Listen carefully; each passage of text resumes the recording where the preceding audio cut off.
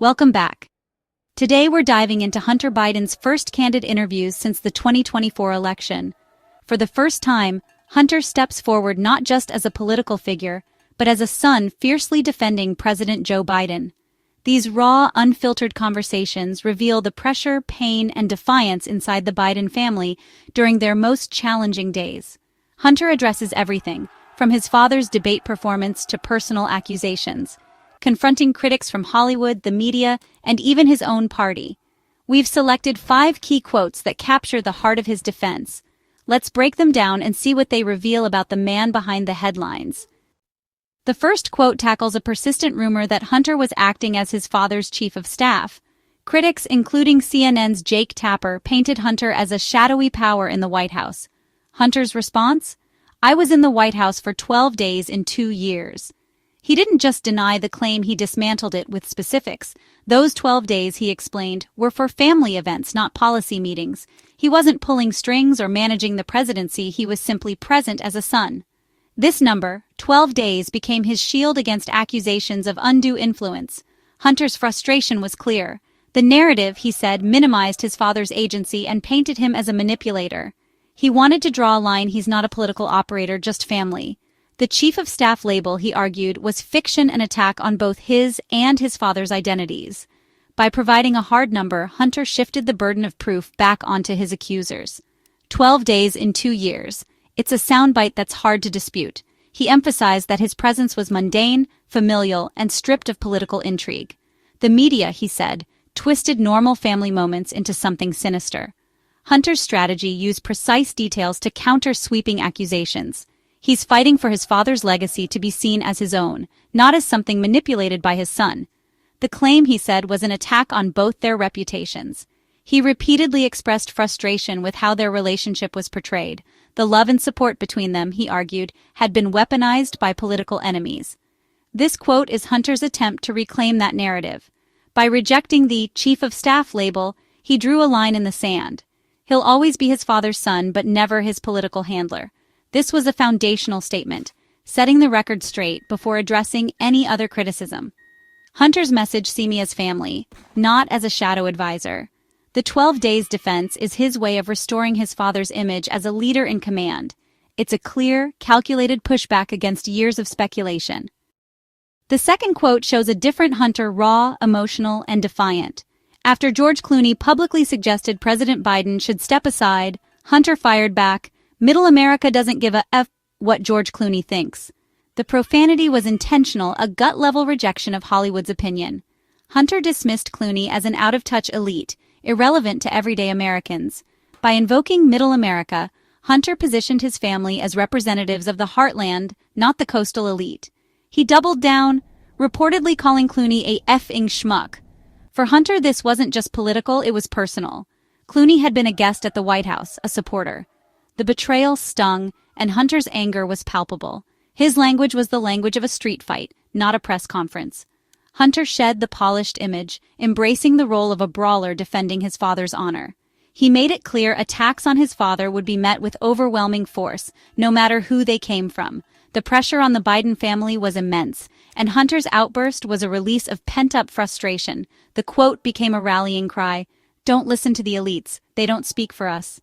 It was a classic us versus them dynamic, delivered with personal, profane intensity. Hunter's words cut through political spin. This was about respect and loyalty. He acted as the family's enforcer, saying what the president could not. Hunter's role, the bad cop, expressing anger and resentment his father must suppress. The Clooney quote is a defining moment, fiercely protective, deeply wounded, and unafraid to fight dirty. It's a raw glimpse into the emotional core of the Biden family's struggle. Hunter's message: loyalty matters more than celebrity opinions. He's not interested in polite discourse, he's here to defend his family, no matter the cost. The quote resonated with Biden's base, reinforcing the divide between the heartland and Hollywood. Hunter's outburst was a declaration the Bidens won't go down without a fight. This was a son, not a politician, speaking from the heart, and it left no doubt Hunter Biden is unafraid to get personal. Next, Hunter turned his fire on his father's own party. After the first debate, Democratic insiders and media figures called for Biden to withdraw. Hunter's response? He accused them of bedwetting, a scathing, dismissive metaphor. He argued the party elite panicked, abandoning the president at the first sign of trouble. The term bedwetting infantilized critics, painting them as fearful and irrational. Hunter called out their hypocrisy. "You knew he was old when you nominated him. Why panic now?" He named names, making his critique pointed and personal. The message disloyalty within the party would have consequences. Hunter's words reflected a siege mentality inside the Biden camp. Attacks were coming from all sides. He argued the debate was just one night, blown out of proportion by the media and party elite. Hunter urged patience and loyalty, reminding Democrats of his father's resilience. The bedwetting comment was also a critique of media-driven frenzy and hot-take culture. He saw the panic as a product of Twitter and cable news, not reality. Hunter's message: calm down, have faith, and remember who you're dealing with. He positioned himself as a strategist, diagnosing a failure of nerve within the party. This was a son going on the offensive, targeting supposed allies, not just opponents. Hunter's warning: the Bidens remember who stood by them, and who didn't. The quote captured the bunker mentality and defiance inside the family. For Hunter, loyalty is everything, and he's not afraid to call out those who waver. The most controversial defense came when Hunter explained President Biden's debate performance. He didn't blame age or decline. Instead, he cited exhaustion and a sleep aid. He took an Ambien the night before and it was a mistake, Hunter revealed. This shifted the narrative from age to a specific, fixable circumstance. Hunter explained his father had just returned from a grueling international trip and was simply exhausted. The Ambien detail was risky, but it offered a concrete explanation many could understand. Ambien's side effects, grogginess, confusion, are well known. Hunter's message: this wasn't the real Joe Biden, just a man who made a human error under immense strain. The revelation opened new questions about the president's health and judgment, but Hunter framed it as a relatable mistake. Who hasn't felt the effects of jet lag and exhaustion? He asked, humanizing the president. Only a son could offer such intimate details, using his access to defend his father. The implication: if exhaustion and Ambien were the problem, it's fixable. Hunter was buying time, asking for a second chance. He steered the conversation away from permanent decline to a temporary, understandable lapse. The defense was a high-stakes gamble, personal, specific, and designed to change the conversation. Hunter's goal: shift the focus from age to circumstance, and from catastrophe to forgivable mistake. He was throwing his father a lifeline, hoping to reset the narrative. The Ambien quote was a plea for empathy and a strategic move to protect the campaign. For Hunter, it was about giving his father another shot. The final quote turns the spotlight on Hunter himself. After cocaine was found in the White House, critics pointed fingers at him. Hunter's response: "Do you think I'm that effing stupid?" It wasn't just a denial. It was a scathing rejection of the accusation's logic. He argued that, as the most scrutinized person in America, bringing drugs into the White House would be absurd. The profanity underscored his exasperation and contempt for the smear. Hunter backed up his defense. He's been sober since 2019. His recovery is central to his identity, and he uses it as a shield against attacks. "Why would I risk everything, my freedom, my family, my father's presidency, for something so reckless?" he asked.